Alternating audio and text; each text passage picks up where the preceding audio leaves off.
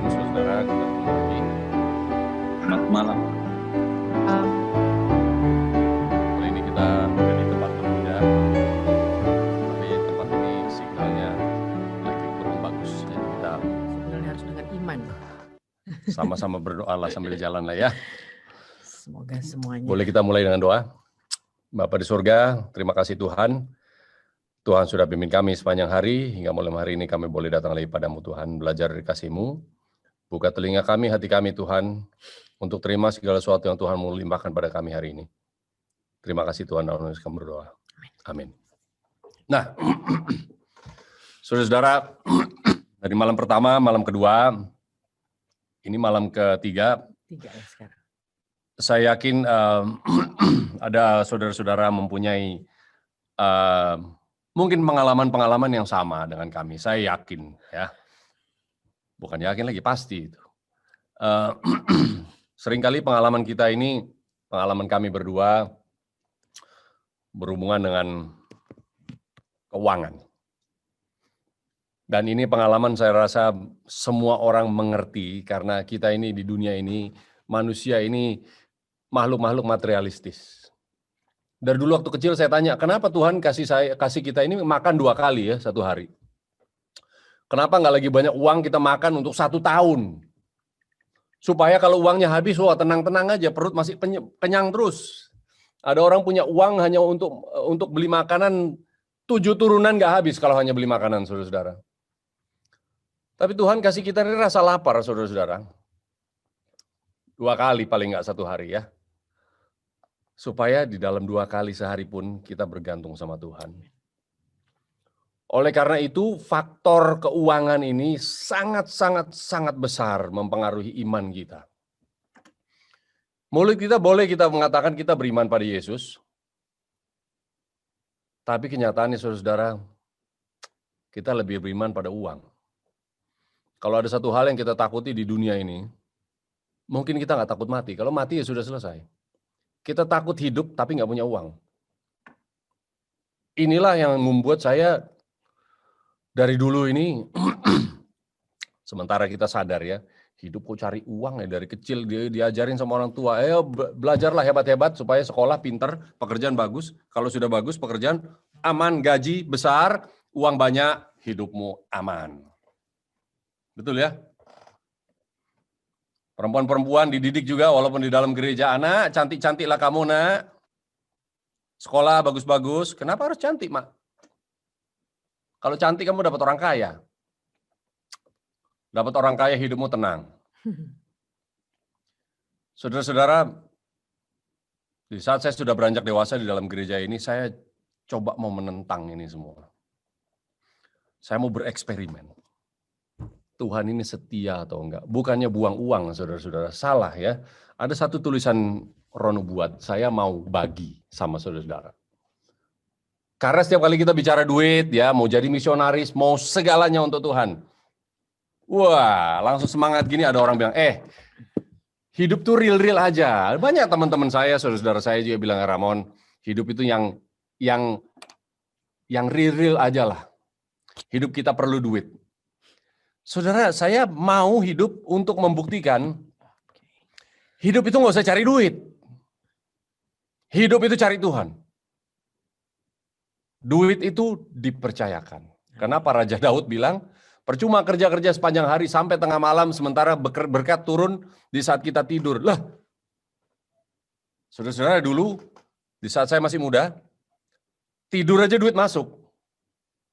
Saya mau buktikan sama Tuhan, Saya mau buktikan kepada diri saya sendiri.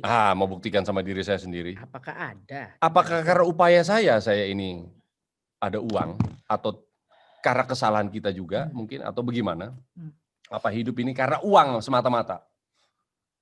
Kadang-kadang kita di dalam hidup kita, saya nggak tahu, saudara-saudara berdoa sama Tuhan, minta sama Tuhan hikmat apa yang kita harus buat ya. Kadang-kadang kalau kita merasa diri kita terlalu materialistis, sedikit-sedikit duit, perlu saudara-saudara berdoa. Tuhan, bawa saya masuk dalam satu kehidupan yang baru, supaya saya kenal Tuhan, saya bergantung sama Tuhan. Saudara-saudara kalau kenal sama Tuhan, itulah bari tadi ya, bacaan 10 hari berdoa. Doa kita nggak akan lagi hanya karena hal-hal materialistis. Maka Matius 6:31, jangan khawatir makananmu, pakaianmu, karena itulah yang dicari bangsa-bangsa yang tidak mengenal aku. Waduh, kita sudah berapa puluh tahun jadi orang Advent, saudara-saudara. Kita rasa kita kenal Tuhan. Di saat kita merasa kita kenal Tuhan, tapi ditanya, khawatir nggak makanan dan pakaian? Oh ya khawatir dong. Itu alamiah. Kalau Alkitab bilang, saudara-saudara, kalau kita khawatir, artinya kita adalah bangsa yang tidak mengenal Tuhan. Mau berapa tahun saudara punya surat baptisan, nggak pengaruh itu. Tapi apa? Uang itu salah. Nyari uang itu salah. Saya bilang nyari uang salah, saudara. Cari Tuhan. Ya, lebih benar. Apakah punya kerinduan? Saudara-saudara, ini berapa orang di dalam channel kita ini? 107 orang. Masing-masing kita ini mempunyai kerinduan untuk punya harta banyak. Ya. Udah jangan omong kosong lah. Kalau nggak mau, siapa mau kaya? Semua orang mau kaya, saudara-saudara. Itu normal. Bohong kalau nggak mau kaya. Tapi kita lihat apa yang Ron Nubuat tuliskan, Nyonya White tuliskan. Ada apa dengan kerinduan untuk mau kaya? Apakah salah? Buku, oke, CS 148. Terus? Titik 4. Titik 4. Oke. Ini buku ditulis oleh Nyonya White. Bukunya CS, Counsel of Stewardship, Nasihat Penata Layanan. Kalau saudara Nasihat punya itu berarti dari... ya, nasihat penata layanan. Itu bukunya nggak terlalu tebal. Itu warna coklat, ada gambar satu mahkota duri, satu mahkota raja. Nasihat penata Setengah layanan. mahkota duri, setengah mahkota raja. Halaman 148 paragraf keempat. Ini ya Nyonya White tulis. Ya. Kerinduan untuk menumpuk harta. Aduh, sering sekali saya bagikan ini supaya kita ingat lagi ya. Kerinduan untuk menumpuk harta adalah suatu affection. Apa ini affection ya? Perasaan atau hasrat yang keinginan ya. Ya. Yang original. Original, asli saudara-saudara, bukan KW, asli ya. Kerinduan menumpuk harta adalah suatu keinginan, kerinduan, hasrat yang asli alamiah di dalam Anda dan saya. Alamiah saudara-saudara. Diberikan, ditaruh di sana oleh siapa? Oleh Bapa di surga. Waduh, langsung puji Tuhan. Yes. Jadi salah nggak atau mau kaya? Saya rasa nggak salah saudara-saudara. Karena ini pemberian dari Tuhan kepada saudara dan saya.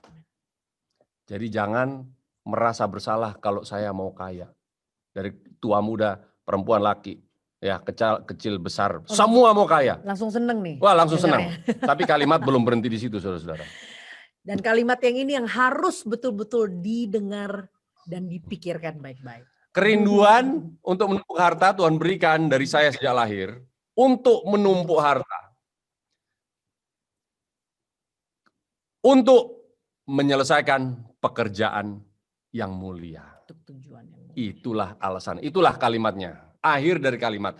Kerinduan diberikan oleh Tuhan masuk ke dalam hati ini, hati saudara-saudara semua untuk jadi kaya, bukan jadi kaya ya, menumpuk harta untuk ya menyelesaikan tujuan mulia.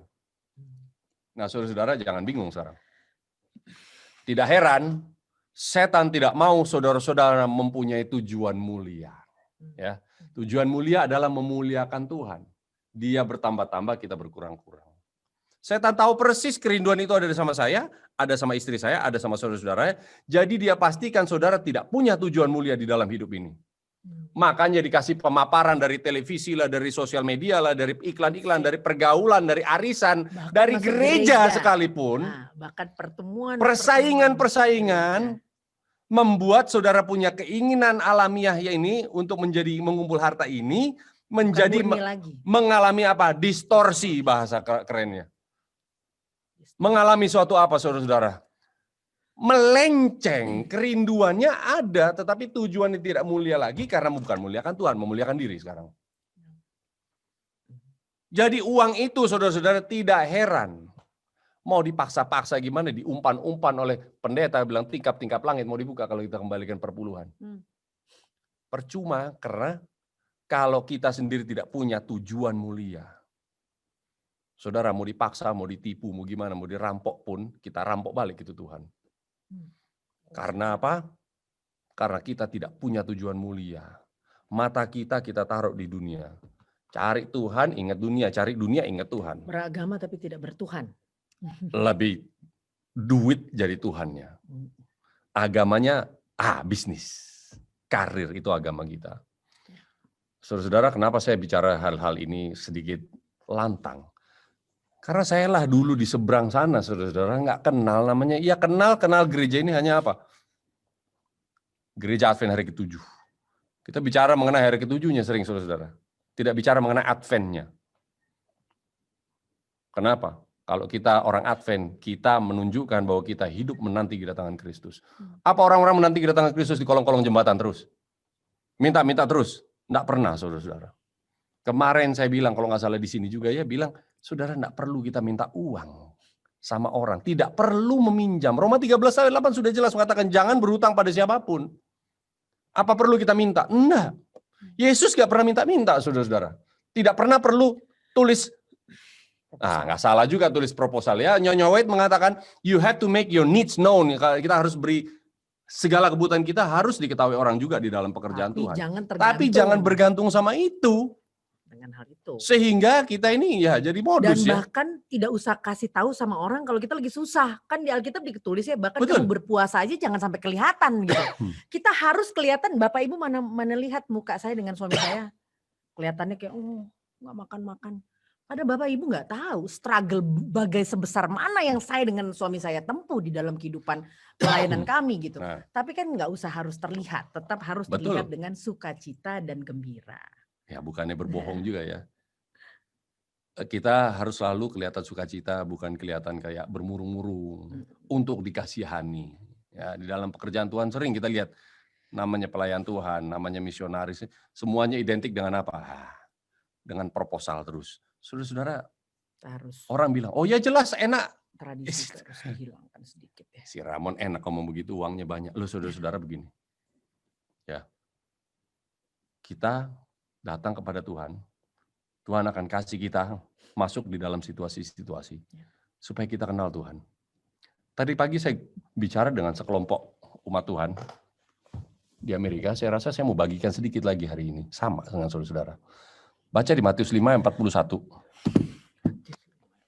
Saudara, kalau baca Matius 5, 6, 7 inilah semuanya tuh perkataan Yesus. Semua 3 pasal ini dari 5 ayat 1 sampai 7 ayat terakhir ini semua perkataan Yesus khotbah di atas bukit. Inilah inti dari menjadi Kristus. Inilah standar, bukan standar saya, bukan standar. Inilah surga. 5 ayat berapa? 41. Yesus bilang, seperti apa tabiat Yesus, saudara-saudara? Kalau kamu disuruh jalan 1 mil, kamu jalan 2 mil. Tadi pagi saya kasih judul, The Second Mile. Mil yang kedua. Kenapa mil yang kedua, saudara? Nah, di saat kita disuruh jalan 1 mil, diminta sama orang jalan 1 mil, kalau digaji sama orang untuk jalan 1 mil, kita jalan 1 mil normal atau enggak? Normal, saudara-saudara. Wajar dibayar jalan 1 mil, argonya untuk 1 mil, ya 1 mil lah kita jalan. Bahkan manusia kalau bisa di jalan bayar 1 mil, kalau bisa kita ngumpet-ngumpet jalannya setengah mil. Kalau bisa. Jalan. Itu manusia. Tapi kalau Yesus disuruh jalan 1 mil, dia jalan 2 mil. Saudara-saudara, di mile yang pertama ini, mil yang pertama, jalan 1 mil. 1 mil itu kurang lebih, kalau ukuran modern 1 mil itu 1,6 kilometer. Ini hanya kiasan, saudara. Disuruh jalan 1 mil, disuruh kerja 1 hari, diupah 1 hari, digaji 1 hari. Di hari yang pertama kita kerja, sungguh-sungguh, ya itu normal. Walaupun seringkali kerja setengah hari. Tapi di saat kita kerja full 1 hari, karena kita digaji 1 hari, itu belum apa-apa, saudara-saudara. Itu masih hal yang wajar, yang alamiah, yang masih normal. Orang jahat pun mengerti hal itu. Tetapi ada apa dengan mil yang kedua? Di saat kita tidak menerima upah untuk mil yang kedua, di saat tidak disuruh untuk jalan pada mil yang kedua, siapa yang ada di mil yang kedua ini, saudara-saudara? Kita ada nggak di dalam mil yang kedua ini? Saudara-saudara, ini menjadi rungan sangat-sangat mudah. Saya bukan ahli teologi, saudara-saudara. Tapi ini Orang bodoh juga mengerti konsep ini yang diberikan oleh Yesus. Kalau di mil yang pertama itu orang-orang jahat pun mengerti, saudara-saudara. Tetapi di mil yang kedua, Inilah penyaringan. inilah orang Kristen. Yang ada di mil yang kedua, saudara-saudara, hanya orang yang mengikut Kristus. Saudara, di saat kita mau melakukan sesuatu yang benar, hanya karena takut, oh nanti Tuhan lihat. Kita mau menjadi pelayan Tuhan, oh ini artinya bisa luas, saudara-saudara. Di saat kita mau menjadi pelayan Tuhan, kita bilang, oke Tuhan, saya mau maju. Kemanapun Tuhan utus, mau maju. Here I am, send me. Tetapi di saat kita diutus sama Tuhan, tapi nggak dibawa bekal apa-apa, saudara-saudara.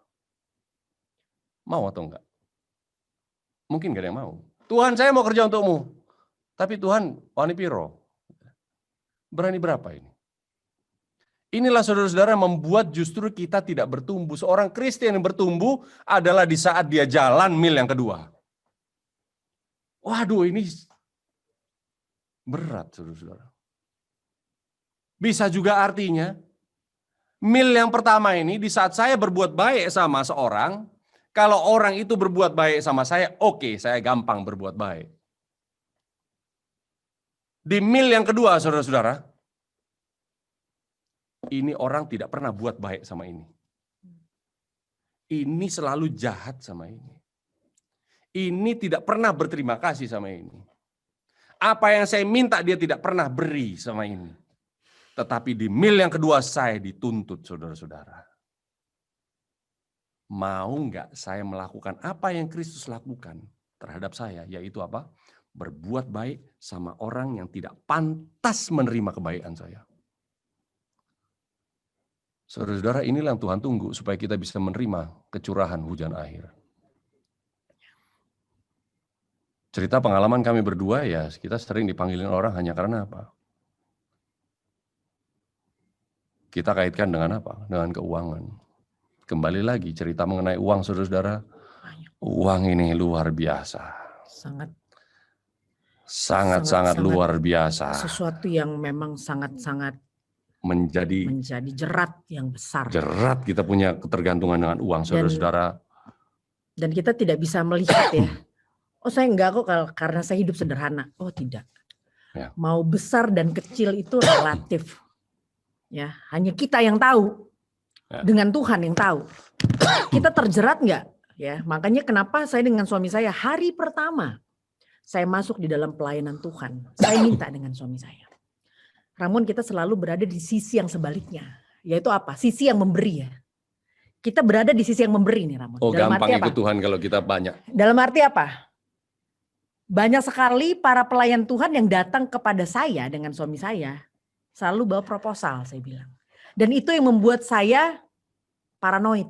Dalam arti saya bilang sama suami saya, kalau kamu hanya ingin membawa saya mengenal Tuhanmu dan harus end up seperti itu bukan pilihan saya. Karena saya bilang sama suami saya dengan saya, kamu sama aku umur kita masih produktif.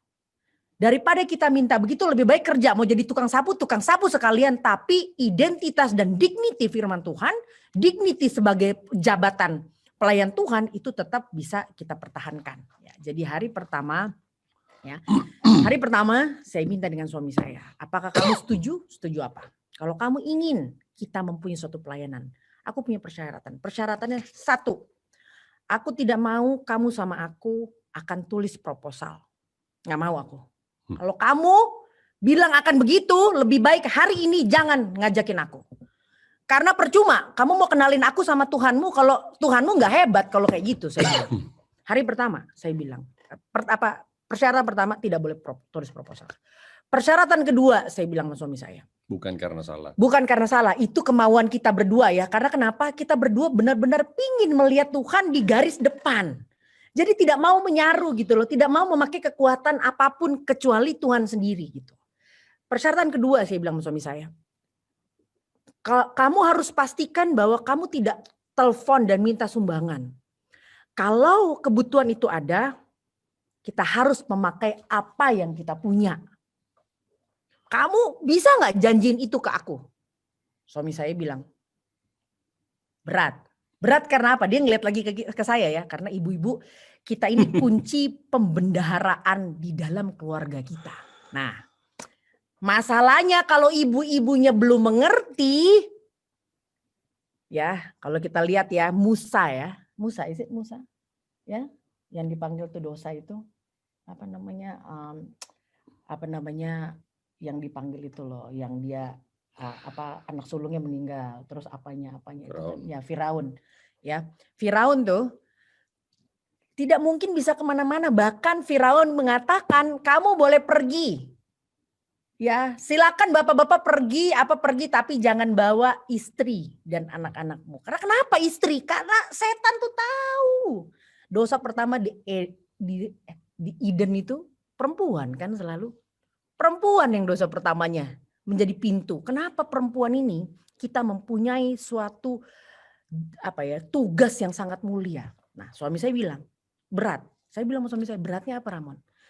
Beratnya kamu harus ngerti dulu dan harus mengizinkan dulu kunci bank itu dibuka, baru aku bisa katakan. Nggak akan tulis, nggak akan minta siapa-siapa. Dibalikin ke saya ya Bu, Pak. Waduh saya juga ngeri ini. Waduh maksudnya? Iya maksudnya kalau kamu mau izinkan boleh jual ini, boleh jual itu untuk pelayanan, ayo kita jalan. Saya bilang oke, saya mau belajar. Itu kunci kedua. Dan kunci ketiga saya bilang. Yang ketiga, kamu harus janji sama saya ya. Kita tidak boleh minta sama keluarga kita.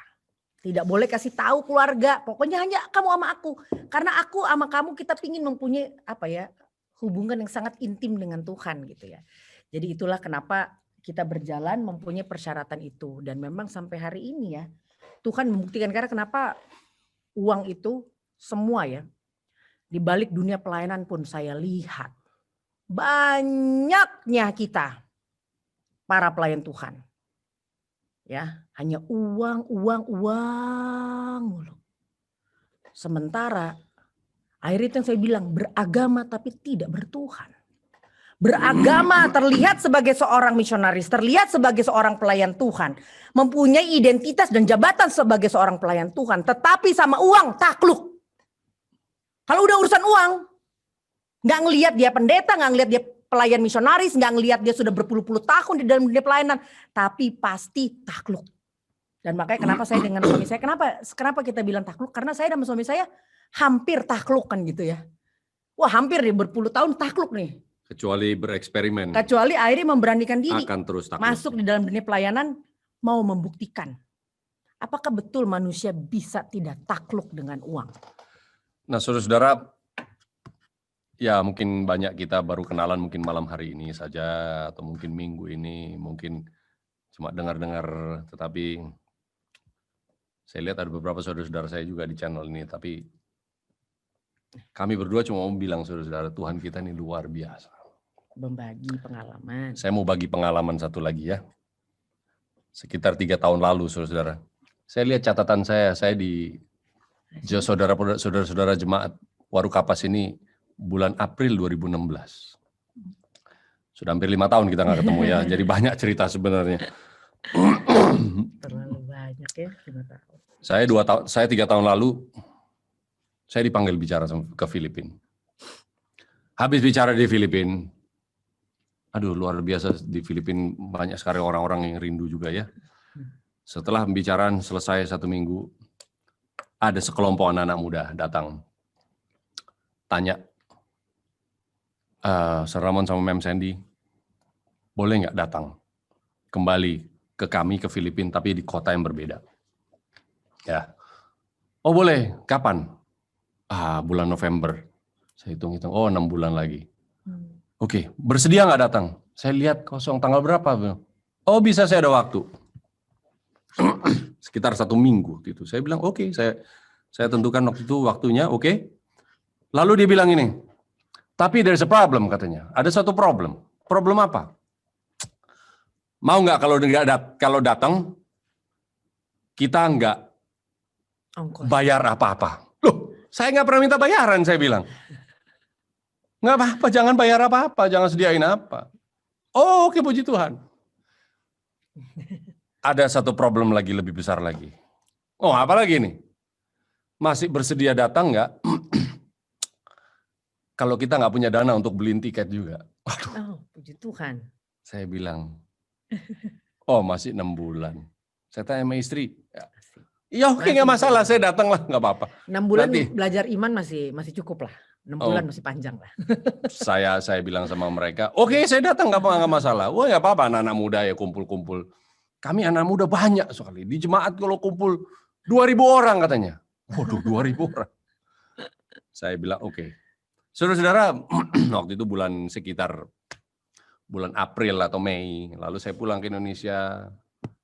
Mesti saya siapin uang untuk berangkat. Karena uang untuk berangkat tiket kami berdua ya, dipanggil berdua ya. Saya pikir saya lihat-lihat, 15 juta harus keluarkan. Oke. Boleh lah ya, sisihkan sedikit. Lalu bulan November tiba, saudara-saudara. 6 bulan kemudian tiba. Saya lupa, atau mungkin ada banyak pengeluaran, atau uang yang saya harapkan tidak ada. Saudara-saudara, bulan November saya mulai ditanya. Sir Ramon, Ma'am Sandy, tanggal berapa jadinya tiba? Karena hari Minggu malam udah mau mulai kita ini. Aduh, saya bilang. Saya belum beli tiket. Saya bilang, oh ya nanti saya kabarin. Nggak bilang belum beli tiket. Minggu depan saya kabarin. Oke, tapi jadi datang dong. Jadilah. Ada tiket? Oh belum ada, tapi nanti Tuhan sediakan gampang. Saudara-saudara, seminggu sebelum berangkat, sebelum mulai, ditelepon lagi. Sudah ada jadwal tiket tanggal hari apa supaya kita siapkan jemputan. Nanti secepatnya kita kabarin. Iya, nanti kita kabarin. Tenang aja. Kenapa Nanti kita saudara-saudara? Karena bulan itu juga, waduh lagi cekak. 15 juta, aduh Sen ini banyak pengeluaran, kita punya televisi, pelayanan, apa lain semuanya, ini dapur semuanya, operasional, produksi dan sebagainya. Saudara-saudara, hari Kamis, hari Minggunya sudah memulai, saya ditelepon. Sudah ada tiket. Saya bilang, pokoknya hari Minggu saya di sana. Tenang aja. Tenang. Minggu sampai Sabat. Mereka udah mulai takut juga ya. Sudah mulai takut. Mereka mungkin bilang, aduh ini kayaknya nggak ada duit ini sih. Berdua ini. Kalau nggak ada duit, you can tell us. Katanya, bilang aja nggak apa-apa nanti kita... No. Jangan bilang siapa-siapa. Saya akan beli tiket. Saudara-saudara, hari Jumat, saya cuma berdoa, Tuhan, saya punya kartu kredit lagi penuh, saya nunggu uang nggak datang ini, lagi belum ada duit datang sama sekali. 15 juta uang besar itu saudara-saudara juga ya. Di saat saya berdoa, aduh Tuhan saya harus berangkat atau enggak nih, kalau cancel nggak mungkin cancel, saya tahu lah. Paling jelek-jeleknya saudara-saudara, ya bolehlah teleponlah 1 orang 2 orang ya. Pinjem pun kalau terpaksa walaupun Tuhan tidak suka, sampai hari ini Tuhan belum izinkan kita pinjam. Saudara-saudara di saat kita berdoa, ada telepon. Kayak banyak juga orang yang nunggu untuk kita telepon gitu. Iya. Ada yang telepon sama saya. Kebetulan ada seorang petani di desa kita, dibilang Om, ya. Om tuh punya mobil 1 tuh yang nggak jarang dipakai itu. Udah cuma tinggal 1 memang. Waktu itu mobil tinggal 1 itu, 1 lagi pickup untuk ke gunung, untuk ke kebun. Kenapa? Itu kan mobil tua. Mau dijual nggak? Puji Tuhan ini. Kenapa rupanya? Saya lagi ada uang nih Om. Berapa uangmu? 25 juta. Aduh. Ini mobil jelek-jelek tua-tua masih ada 70 juta ini saya bilang. Masih laku 65, cepat 65 juta. 70 juta masih pasaran saya lihat-lihat. Saya ada 25 juta nih Om. Aduh saya bilang sama istri saya. Sen, ini dari Tuhan atau cuma Tuhan mau goda-goda kita aja ini? Tuhan tahu saya perlu beli tiket hari ini, harus beli tiket ini. Karena sudah masuk Jumat, saya harus beli tiket. Saya berdoa Tuhan, kasih saya iman Tuhan. Jangan 25 juta dong Tuhan. Paling nggak 60 lah, 50 lah. 50 lah, enak gitu dengernya. Saya telepon kembali sama si itu petani, jangan 25 juta dong. Boleh, nih jual, ambil aja. Tapi tambahin lah. Oke, tunggu Om, 5 menit saya telepon. 5 menit kemudian dia telepon, Om, saya bisa tambahin Om. Saya tambahin 4 juta lagi. Jadi 29 juta, aduh cilaka. Ini sudah mau Jumatan saudara-saudara. Sudah Jumat siang-siang, saya bilang sama istri, inilah mile kedua kita saudara-saudara. Mau nggak jalan di mil kedua, kita bekerja sama Tuhan, kalau Tuhan balas saudara-saudara, mau senang kerja sama Tuhan. Inilah mile kedua saudara-saudara, diuji kita. Diuji istri kita. Saya tanya sama istri, gimana ini? Saya puji Tuhan saudara-saudara, walaupun istri saya dulu ini materialistis sekali. Luar biasa materialistisnya perempuan ini dulu. Makanya kamu suka sama aku karena aku materialistis. Nah itu dulu begitu ya. Tapi saya bilang sama istri saya, mau jual atau enggak ini? Karena inilah harapan satu-satunya kita bisa berangkat ke Filipina. Hari Minggu udah mulai. Istri saya bilang, apa? Saudara-saudara, 29 juta saya ambil, ditransfer langsung. 15 juta saya bayar tiket. 14 juta saya bayar isi dapur, semua kebutuhan, bayar listrik, bayar telepon sebelum saya berangkat. Saya titip sama anak-anak, saya bilang ini 14 juta. Habis saudara-saudara. Ini istri beres lah, gitu ya. Tinggal 300.000 rupiah. Ternyata kebagian 300.000. 300.000 rupiah itu saya bawa ke Filipina, saudara-saudara. Hari Minggu berangkat. Saya geleng-geleng kepala sama Tuhan. Tuhan, kadang-kadang Tuhan terlalu tega. Tuhan tega sekali, saya bawa ke luar negeri. 300.000. 300.000 rupiah. Sampai sana cuma jadi 1.000 peso, saudara-saudara. 1.000 peso saya tuker, dijemput, 1 minggu saya di sana. Saya bilang, Tuhan, uang yang saya harapkan nggak datang-datang ini. Sampai 1 minggu kemudian, saudara, aman di sana, dikasih ada tempat tinggal, makan apa semuanya. Wah, makan berlimpah, pertemuan besar. 2.000 orang lebih ternyata. Waduh, luar biasa ini tempat. Seminggu kemudian saya tunggu uang, nggak datang. Hari Minggu depannya saya langsung pulang, saudara-saudara. Mereka benar-benar di saat mereka bilang, Sir Ramon sama Mem Sandy, keberatan nggak kalau kita datang tapi kita nggak sediain uang apa-apa? Waduh, ternyata memang nggak disediakan uang apa-apa, saudara-saudara. Nggak apa-apa, saya nggak protes ya tuh. Memang anak-anak muda datang cuma ada datang uang semangat saya nangis lihat anak-anak muda datang uang cuma receh, tidur bawa tikar saudara-saudara di luar gedung. Datang hanya untuk datang, semangatnya luar biasa anak-anak muda. Jadi nggak mungkin kita harapkan mereka untuk bayar tempat gedung, bayar ini apa semuanya. Hari Minggu kemudian saya mau pulang ke airport saudara-saudara. Uang 1.000 pesos masih ada sama saya. 300.000 masih ada ya? Masih ada. Saudara-saudara saya sampai di bandara. Berapa peso itu? Pokoknya 300.000 lah ya. Saya sampai di bandara. Thank you, goodbye semuanya. Oke, goodbye. Terima kasih, thank you. Aduh, sedang sekali anak-anak muda. Saya di drop di bandara. Nggak apa-apa lah, yang penting tiket pulang pergi sudah ada. Tiket pulang pergi sudah ada, saudara-saudara. Saya masuk ke ruangan, dapat boarding pass. No, belum dapat. Lagi sudah boarding pass. Oh, saya masuk ke gate, ada tulisan, bayar airport tax. Saya hitung-hitung 700.000 rupiah bayar airport tax. Aduh, ini cilaka, Sandy. Cilaka Tuhan kita ini. Saya protes sama Tuhan. Tuhan, kali ini saya harus telepon seseorang. Saudara, di saat saya telepon, saya punya SIM card tidak bisa dipakai. Ya, saya pakai nomor sementara di sana sudah 7 hari kemudian nomor telepon sudah diblok. Saya cuma tinggal berdoa aja sama Tuhan. Tuhan, saya nggak pegang uang. Saya nggak tahu mau telepon sama siapa. Kita udah di pojok ya? Sudah di pojok. Cuma berdoa aja. Nggak bisa masuk gate walaupun sudah dapat boarding pass. Saya berdoa sama Tuhan. Tuhan, inilah Tuhan punya ujian. Inilah iman yang kita minta. Saudara-saudara, 10 menit kemudian ada mereka rombongan yang sama nganterin grup lain masuk di bandara juga. Kali ini ketua panitianya datang. Kita lihat kita Ternyata Ramon sama Sandy masih ada di situ. Waduh, luar biasa. Aduh, Ramon dan Sandy, praise the Lord masih di sini. Praise the Lord too. Puji Tuhan, saya bilang, puji Tuhan. Masih ada waktu untuk saya kejar pesawat. Gimana? Saya bilang, no, kita cari kalian sudah gimana? Ya, handphone saya sudah mati soalnya. Sudah sepas 7 hari lebih, saya harus teleponnya cuma 7 hari. Kenapa? Kebetulan panitia ada kumpulkan dana dan juga persembahan terkumpul. Akhirnya kita ada uang. Kita mau kasih, untung kalian masih di sini. Kebetulan kita ketemu. Oh, saya langsung senyum, saudara-saudara. Oke, mana itu uang sini? Cepat. Saudara dikasih amplop. Amplopnya isinya mungkin 1 juta rupiah. Saya bilang, inilah 1 juta rupiah yang paling besar seumur hidup saya. Sumbangan yang paling besar seumur hidup. Saya terima dengan sukacita. Saya bilang, terima kasih. Amin. Amin. Saya bawa langsung, saya bayar, langsung pulang ke Indonesia. Saudara-saudara, kenapa Tuhan izinkan kita masuk ke dalam krisis-krisis seperti ini? Inilah mile yang kedua, saudara-saudara. Seringkali kita kalau mau kerja, ada dulu di depan. Mau menyeberangi laut, Ada dulu yang support. belah dulu itu laut.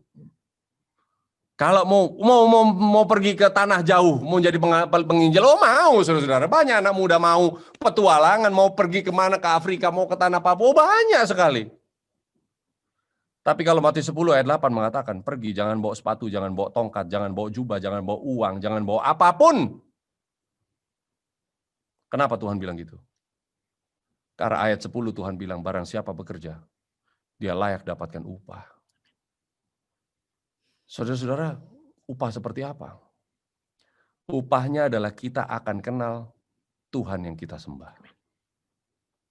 Dia hanya datang di saat krisis, saudara-saudara. Di saat tidak ada lagi harapan. Hari pertama saya bagikan quotation kepada saudara-saudara. Tulisannya di mana itu ya? Prophets and Kings, halaman 202 kalau nggak salah. PK 202.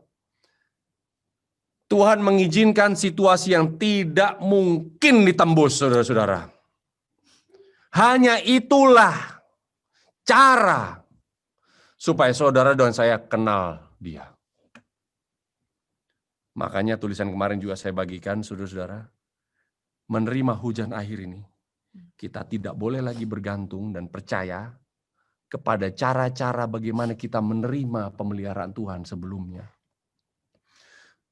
Kalau kita menerima pemeliharaan Tuhan hanya karena karir kita, saudara-saudara selama ini, karena toko kita, karena kita punya warung, karena kita punya koneksi, karena kita punya, gelar. Saudara-saudara, tidak boleh lagi percaya. Tidak boleh percaya, bukan tidak boleh terima ya, tidak boleh percaya. Artinya apa? Saya percaya besok ini gajian saya, ini tanggal berapa? Tanggal 24, oke 2 hari lagi gajian. Itu artinya apa? Percaya, saudara-saudara. Kita diminta untuk apa? Bereksperimen. Taste and see that the Lord is good. Blessed is the man who trusts in Him. Apa itu bahasa Manadonya? Coba dan kecaplah betapa baiknya Tuhan. Diberkatilah dia yang bergantung kepadanya. Saudara-saudara, Tuhan akan bawa kita masuk di mile yang kedua.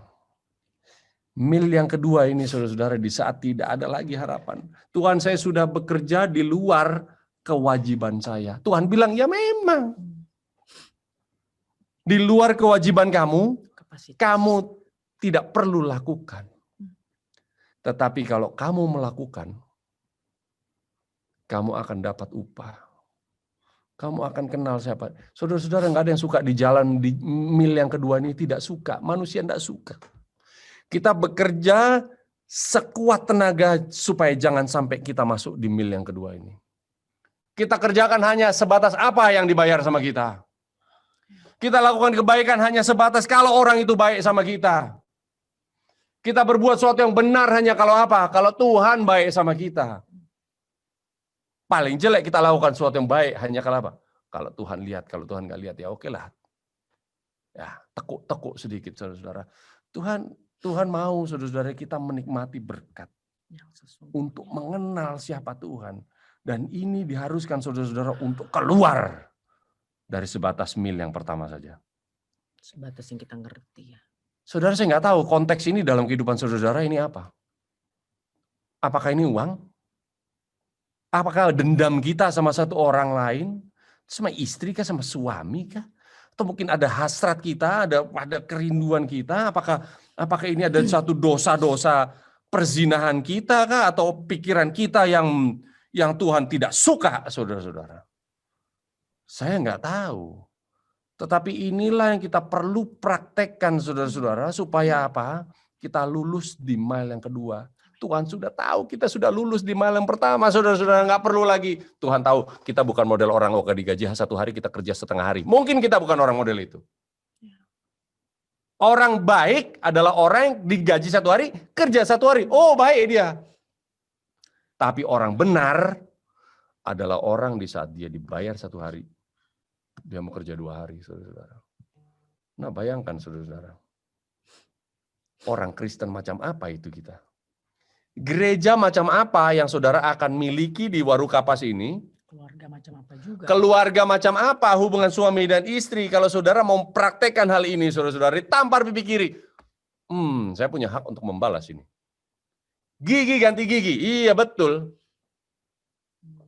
Tapi kalau gigi kita patah gara-gara orang, tidak perlu kita minta hak kita, inilah yang Tuhan ajarkan. Disitulah Kristus bertahta. Saudara-saudara, apapun konteks pelajaran kita malam hari ini, inilah the walk by faith, inilah jalan di dalam iman. Inilah Yesus bertahta. Ya, kita sangat luar biasa setiap kali kita khotbah ya. Ternyata bukan cuma Bapak Ibu yang diberkati untuk mendengar khotbah tersebut, tetapi saya dengan suami saya pun merasa di saat kita berbicara seakan-akan Tuhan sedang menasihati pribadi lepas pribadi kami ya. Bagi kami extra miles itu bagi kami, kami berada di suatu titik, bisa dikatakan suatu kenyamanan di dalam dunia pelayanan, di dalam dunia iman. Di saat naluri kami, di saat organ tubuh kami mengatakan bahwa you're enough. Kamu sudah cukup dan sempurna. 1 mil cukup. 1 mil cukup. Dalam arti apa? Di saat jabatan itu menjadi sesuatu di dalam kehidupan kami. Apa itu jabatan? Di saat kemanapun kami pergi, orang mengatakan bahwa ini loh Ramon sama Sandy, ini loh yang orang dulu ada duit, ngejual semua hartanya dan sekarang mereka punya iman. Itu ternyata baru jarak pertama kami. Di saat mil pertama kami. Di saat mata mengatakan, perasaan mengatakan, logika mengatakan bahwa kamu cukup. Tapi kami memberanikan diri. Saya ini mengalami suatu beberapa hari ini, 10 hari sampai 11 hari ya. Saya mengalami depresi yang sangat berat, nggak bisa tidur, stresnya luar biasa. Tapi saya bersyukur karena kenapa saya stres? Karena saya melihat banyak nubuatan yang terjadi. Banyak pikiran dia, saudara. Banyak nubuatan yang terjadi yang saya pelajari dan saya melihat nubuatan itu seperti sangat nyata di dalam kehidupan kami. Keadaan dunia dan bahkan bukan cuma itu, saya merasa ada suatu urgensi atau sesuatu sesuatu yang sangat darurat yang saya harus lakukan dalam kehidupan saya. Dan saya beranikan diri untuk masuk di dalam suatu ruangan yang tertutup yang dimana hanya saya dengan Tuhan yang tahu, dan saya mulai berdoa dan mulai berpuasa meminta Tuhan untuk Tuhan, apa yang saya belum cukup lakukan di dalam kehidupan saya.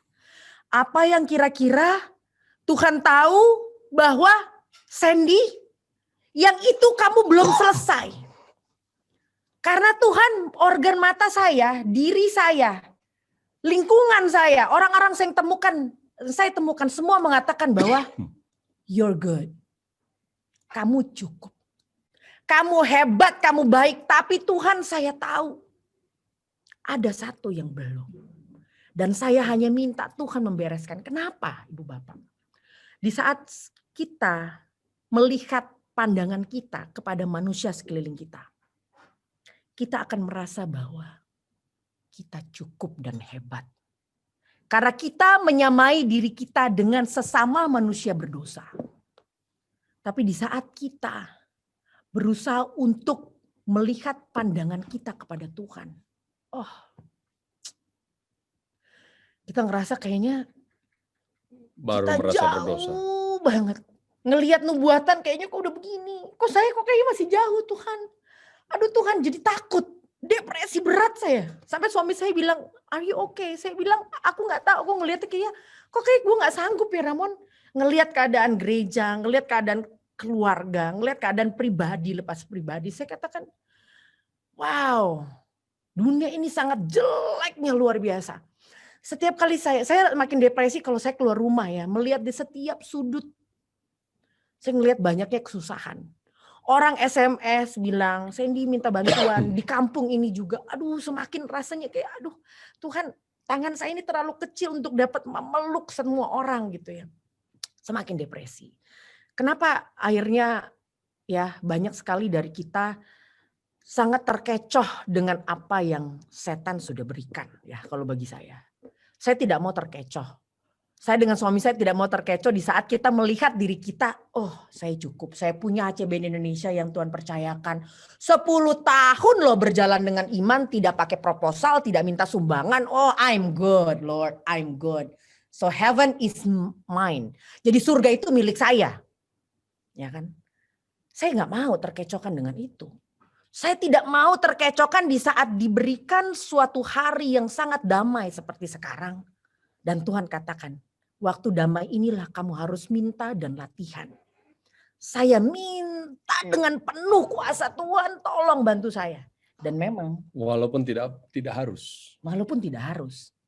Kenapa tidak harus? Karena banyak orang mengatakan, oh udah cukup kok. Saya ini udah di pelayan Tuhan loh, berpuluh-puluh tahun loh. Tapi kembali kepada tulisan itu ya. Kita tidak boleh percaya dengan sesuatu yang sudah kita kenal. Kita tidak boleh percaya di saat indera mata kita mengatakan bahwa kamu sudah cukup. Kamu ini di gereja ketua sidang loh. Kamu dibayar perpuluhan paling besar loh. Lihat anak-anak kamu semua bisa nyanyi, main piano, bisa ayat Alkitab, semuanya sudah cukup. Kamu ini sudah misionaris loh. Kamu tinggalkan hidup kamu yang nyaman, kamu jual harta ikut Tuhan, udah cukup. Tidak Bapak Ibu, kita belum cukup, kita jauh dari sempurna. Mengapa kita membutuhkan Tuhan hadir? Minta puasa Tuhan, bantu saya Tuhan. Apa yang harus saya lakukan di dalam kehidupan saya Tuhan? Ya tadi suami saya cerita tentang pengalaman kami di Cebu di Philippines ya. Di balik dari pengalaman itu ya, kami berada di dalam kehidupan yang sangat nyaman pada saat itu ya. Kami tersisa mobil kami yang dulu kebetulan kami punya supir. Supir kami bilang gini, wah sekarang si ibu sama bapak pakai Alphard terkutuk katanya. Karena dulu sebelum ikut Tuhan kami punya mobil Alphard ya, Belfire Alphard. Terus sekarang akhirnya di saat ikut Tuhan kami punya mobil Atos 2000. Ibu Bapak tahu ya Atos ya. Jadi Atos tuh modelnya hampir seperti Alphard tapi lebih kecil. Makanya kenapa supir saya bilang itu Alphard terkutuk katanya. Karena Alphardnya jadi kecil gitu ya. Jadi itulah mobil kami satu-satunya yang kami punya di saat kami melayani Tuhan. Ya, start dari banyak mobil satu-satu mulai terjual. Dan itu satu-satunya. Dan saya mengalami hal ya. Nggak habis pikir Bu. Bahwa saya akan sampai ke titik itu. Saya mengalami hal kemana-mana naik motor. Saya ini nggak pernah naik motor ya. Nggak pernah kehujanan pakai motor. Nggak pernah. Di saat saya mengalami hal itu. Adalah saat kerja untuk Tuhan. Di saat saya bekerja bagi Tuhan. Di saat seluruh banyak orang mengatakan. Sandy tuh sama Ramon kok kayak dikutuk sama Tuhan ya. Oh sakit dengernya. Sampai akhirnya diri seperti mau percaya. Apakah benar saya menyembah Tuhan yang hidup? Di saat saya start pelayanan Tuhan bawa 15 mobil. Tiba-tiba sampai ke titik ini. Atos pun harus terjual. Kemana-mana pakai motor. Anak saya kebetulan kami tinggal di satu tempat yang memang terkenal sebagai kota hujan. Kemana-mana pakai motor kehujanan. Sehingga diri ingin mengatakan kepada diri sendiri bahwa apa? Seakan-akan kamu direndahkan oleh Tuhanmu, Sandy. Makanya kenapa Bapak Ibu, kita tidak boleh hidup dengan perasaan. Di saat kita hidup dengan Tuhan, tidak boleh memakai perasaan, tetapi memakai prinsip surgawi. Hati mengatakan, kok kamu seperti direndahkan. Tapi kita harus kuat melihat firman Tuhan ini. Roma 8 ayat 28. Segala sesuatu menjalankan kebaikan bagi siapapun yang terpanggil sesuai dengan rencana Tuhan. Saya katakan dengan Tuhan, Tuhan saya tahu kau telah memanggil saya. Matius 7 ayat 7. Pada hari ini ya. Dibacakan. Mintalah maka akan dibukakan, ketuklah. Mintalah maka akan diberikan, ketuklah maka akan dibukakan. Ibu bapak minta apa kepada Tuhan?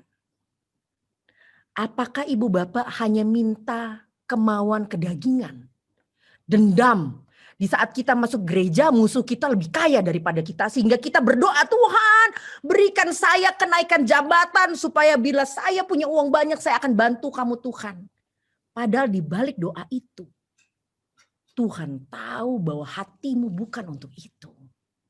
Hatimu untuk membuktikan kepada musuhmu bahwa saya bisa mengalahkan kamu, lebih kaya daripada kamu. Hanya Tuhan yang tahu. Sehingga apa? Kita bawa roh persaingan masuk ke dalam pintu gereja. Makanya jelas Tuhan mengatakan, aku mengetuk. Hai gerejaku, hai pribadi lepas pribadiku, umat Advent, hai keluarga Advent, aku mengetuk. Kalau mengetuk, Tuhannya di dalam atau di luar, Ibu Bapak? Mana ada orang di dalam rumah mengetuk. Halo, halo, saya di dalam rumah, halo, nggak ada. Harus orang di luar rumah dulu baru mengetuk. Kenapa dia mengetuk? Karena dia minta masuk. Itulah Tuhan. Mengetuk karena dia minta masuk di dalam kehidupan pribadi lepas pribadi Ibu Bapak. Di dalam kehidupan kerohanian keluarga Ibu Bapak. Di dalam gereja dia minta masuk. Karena kenapa? Kita sebagai manusia berdosa memasuki tradisi-tradisi kedagingan itu masuk di dalam pintu gereja. Makanya kenapa Tuhan katakan kita harus lepas dari tradisi yang selama ini kita percaya. Selama ini kita tahu hanya tradisi itu. Makanya kenapa Tuhan bawa saya di dalam kehidupan. Oke, saya ini dulu kamu dengan ramu hidup nyaman. Saya akan bawa kamu. Pakai motor. Sampai suami saya, kita hujan-hujanan ya pakai motor ya. Suami saya ngelihat saya ke belakang sampai suami saya nangis. Sampai suami saya bilang, maafin aku sayang. Aku bawa kamu ke dalam kehidupan seperti ini. Saya katakan kepada suami saya. Gak ada yang harus diminta maaf Ramon. Saya justru bersyukur kamu berikan saya. Berikan saya penglihatan hal-hal seperti ini di dalam hidup yang berbeda. Saya ingin ingatkan kepada kita semua. Hai para pelayan Tuhan. Istri-istri para misionaris. Istri-istri pendeta, bahkan istri-istri ketua sidang, istri-istri jemaat Tuhan. Ibu, kita masuk ke dalam kehidupan yang tidak kita kenal. Kita nggak mana tahu bahwa akan ada yang namanya COVID-19, nggak pernah kita tahu. Ibu, tutup mata ibu dari hal-hal yang dunia tawarkan.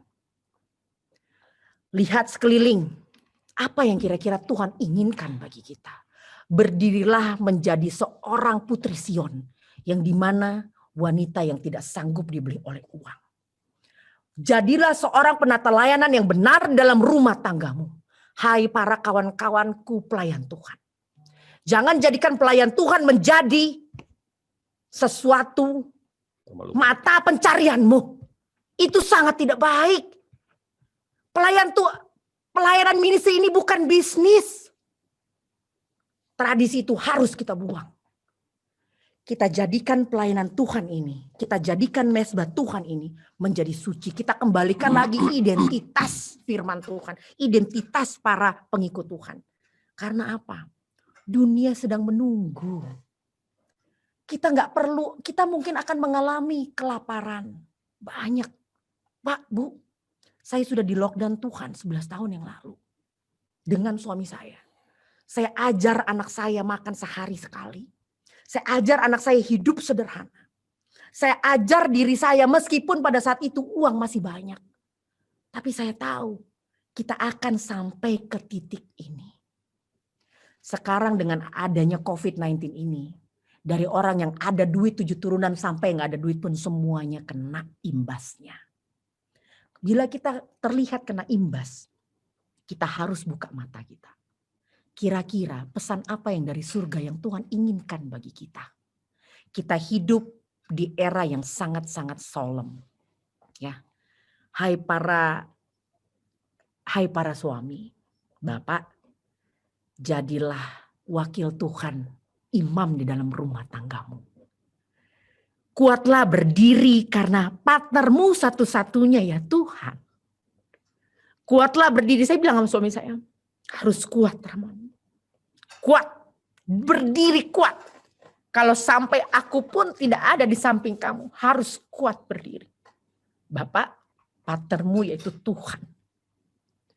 Berikanlah contoh kepada anakmu, kepada istrimu, siapa Tuhanmu.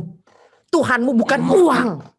Tapi Tuhanmu yaitu Tuhannya bangsa Israel. Ibu, ya, didiklah anak-anakmu sejak dini. untuk mencintai Tuhan Allahmu.